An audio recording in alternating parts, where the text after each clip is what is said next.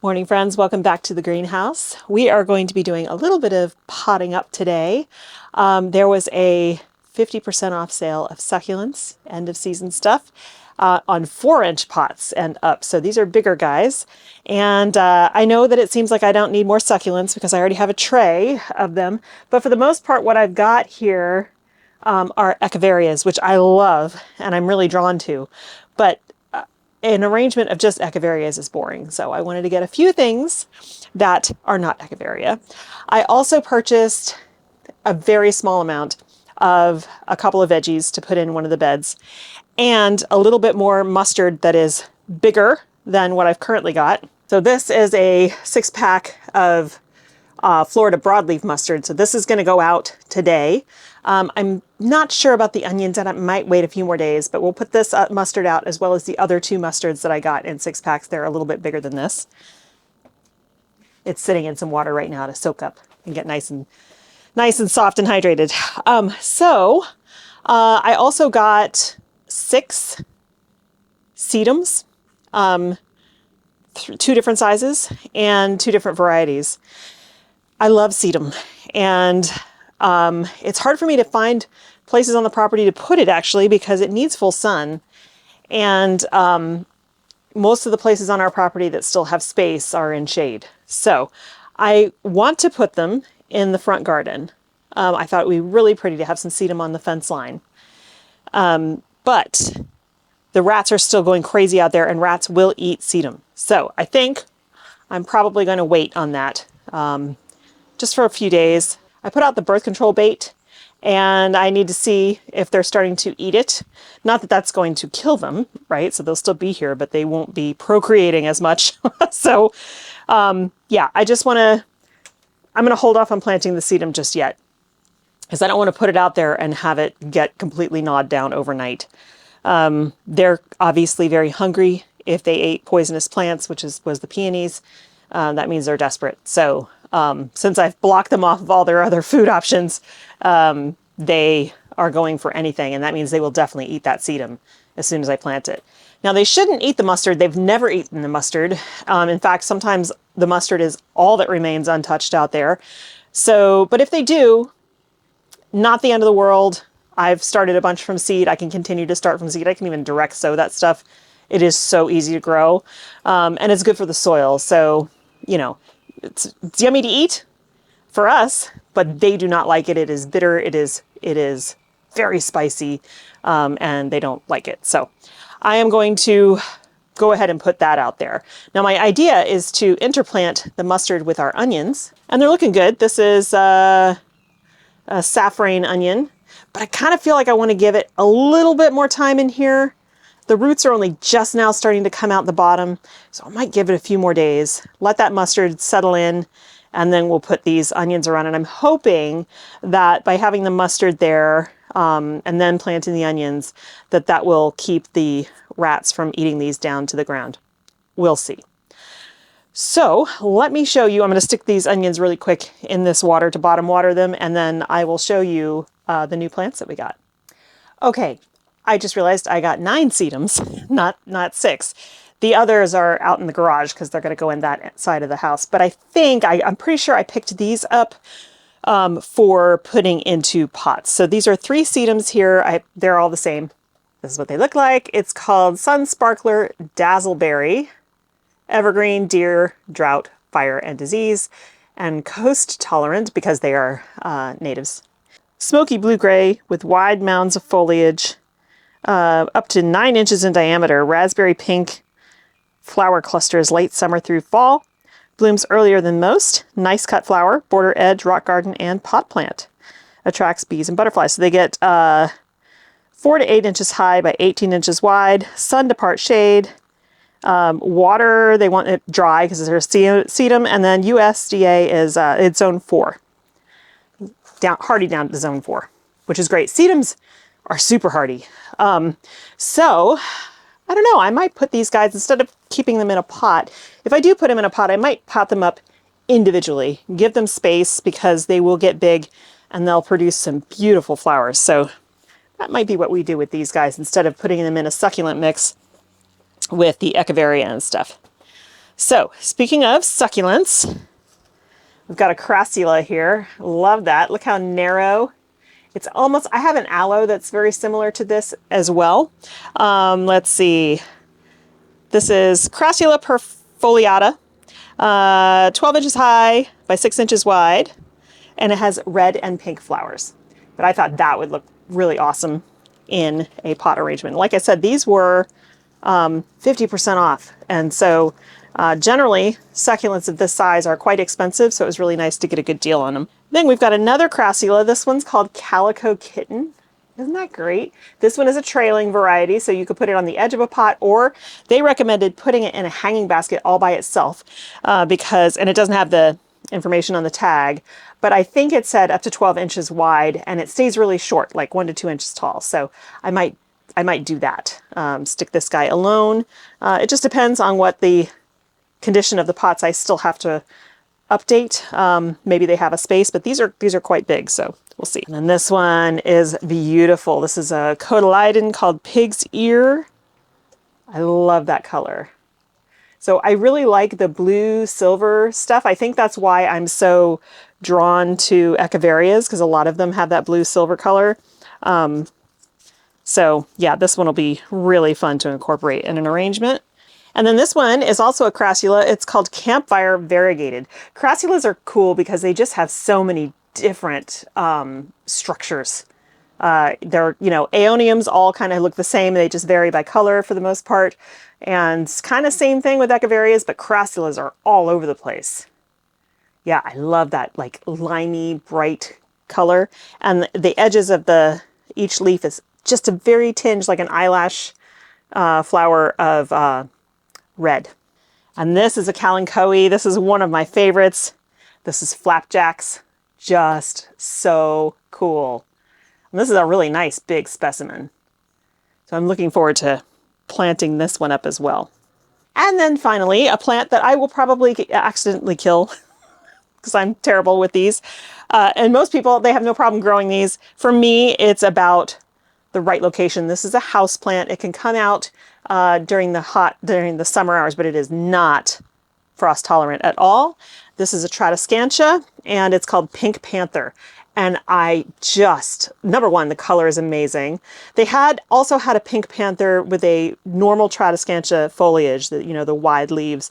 But I just loved this like really delicate look to these leaves. This is also a trailing variety, so will spill over. They highly recommend this for a hanging basket. So I will probably do this and hang it in my kitchen window where it gets western sun in the afternoon. And the plants that are in there now are kind of all the same light needs, and they are thriving in that windowsill. So I think that's what I'm going to do with this, but I love that color so much. So, so pretty.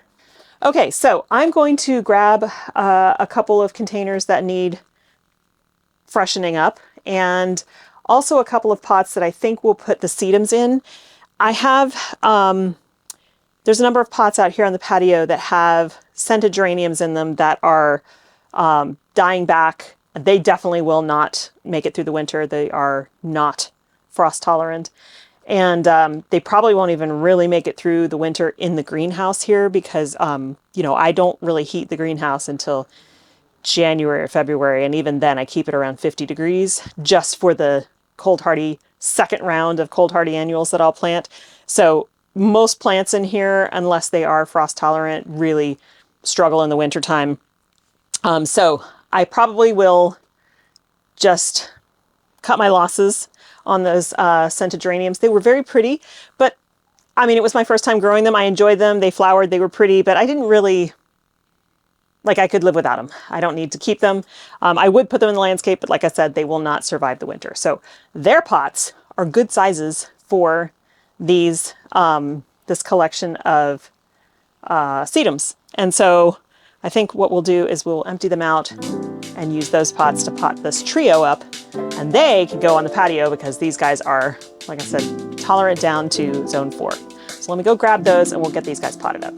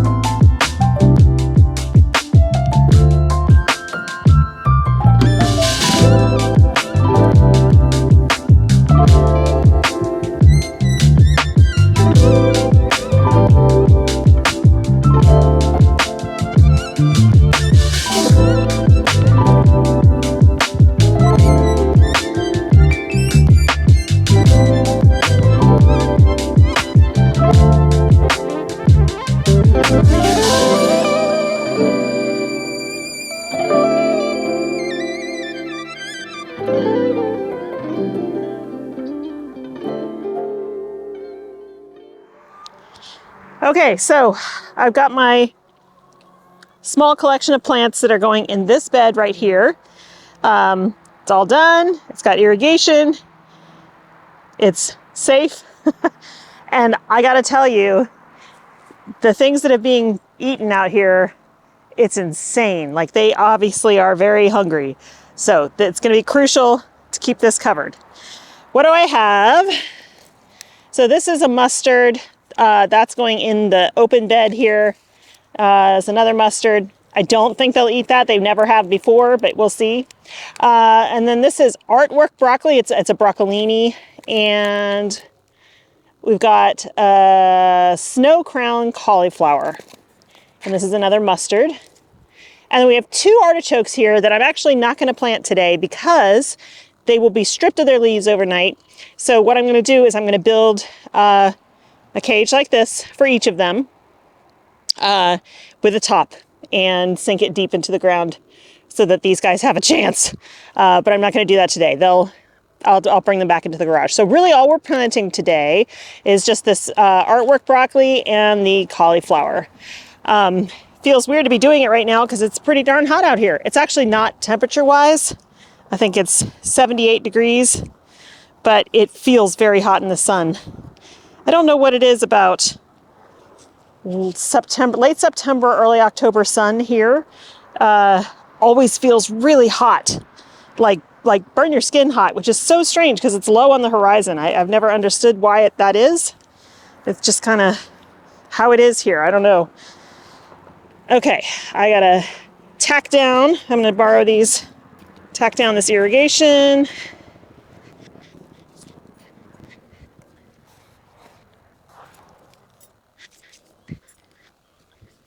Oh, I need an end on here. These are called goof plugs, but they also work perfect to seal off the end of a piece of irrigation. Okay, so I'm just gonna pop these plants in. They're gonna be a little bit closer than they should be, but they'll still do okay, especially because we're heading into cooler temperatures. All right, we'll put our cauliflower. I'm gonna put a plant at each, well, every plant that I put in, I'm gonna put next to an irrigation spigot so that I can be assured they will get plenty of water. And then I'm going to get my watering can because this is very dry soil. Probably do 2 or 3 rounds of water on it because it's hydrophobic. So it'll look like it's wet and just be sitting on the top, but it won't actually be wet an inch below. All right, we got the broccoli. You can see the dust flying when I stick my fingers in here. That's how dry it is.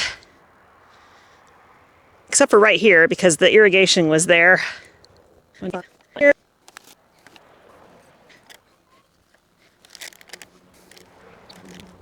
Okay, now what I'll probably do is come in at a later time and direct sow some radishes, or maybe I'll just go grab those now. I'm going to direct sow some radishes on this little line of irrigation and maybe along here. They can interplant with each other, and then I'll get 2 harvests out of that bed. Let me go grab some radish seeds. Okay, just gonna sow some French breakfast. These are great. They're really quick, 28 days, and they're very tasty. Okay, I'm going to saturate the trench here first because, like I said, the soil is very hydrophobic right now.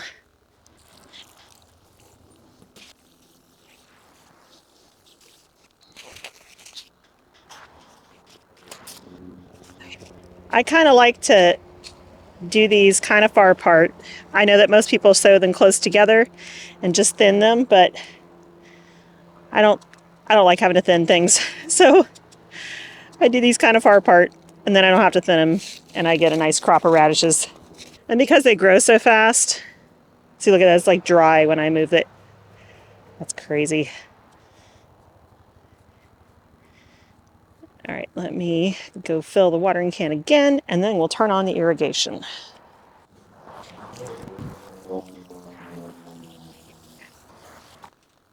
Huh, I thought this was a topping. This is not a pre-cut lid, but it'll fit. So I'm gonna use it like that. I guess this was just a piece of scrap, but that's fine. All right. Go away! These wasps are so annoying and kind of painful. You know what? This is a little narrow. Let me go get the black roll. This is just a little too narrow. I don't want to squeeze them off. As much space as they need. Plus, this is way easier to work with. All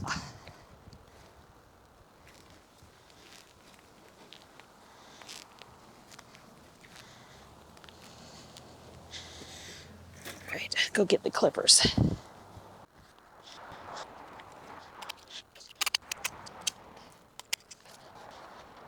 Okay, perfect.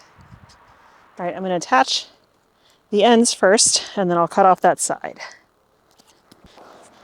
It's also way easier to work with this. It's not as sharp. Go away, stupid wasp. I still think it's absolutely crazy that I have to do this in order to have a garden, but it is what it is. My only fear is that it's not going to work that great once the bigger bigger summer season plants come around. I definitely won't be able to do this with tomatoes. I also didn't have as much problem with tomatoes. I couldn't leave them on the vine, couldn't let them vine ripen, but they definitely didn't eat as many of my tomatoes as they have in the past. I did have a lot of marigolds planted around them, but I gotta say, I know that all the literature says, oh, they don't like marigolds, but I have yet to find a plant other than mustard that they don't eat or eat around. So while I like the idea that maybe the marigolds kept my tomatoes safe, and I'll always plant tomatoes with marigolds because they have a lot of other benefits, I don't really think that that's what did it. I just think they found enough other stuff to eat before they had to come after the tomatoes. But now they are really struggling. I will show you in a minute. They took my kale tree completely apart, ate every leaf off of it, which meant they had to climb up. It is almost 6 feet tall. They had to climb to the top of it to eat. I just find it crazy. Guess I need to start buying stock in zip ties.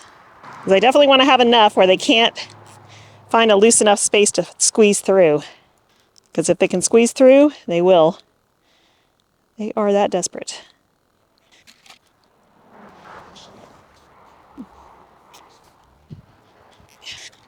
Every time I feel a little bit of slack, I'm like, oh, I need to put something in there.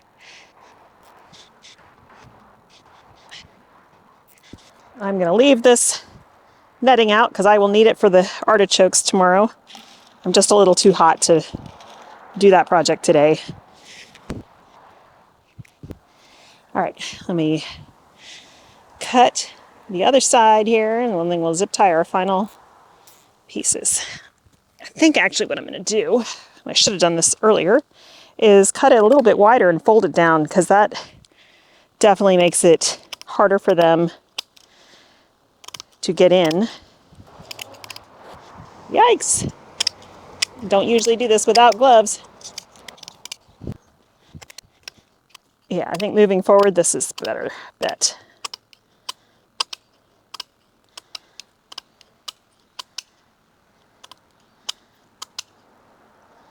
Because then there's not the potential for that top part to have a little bit of opening.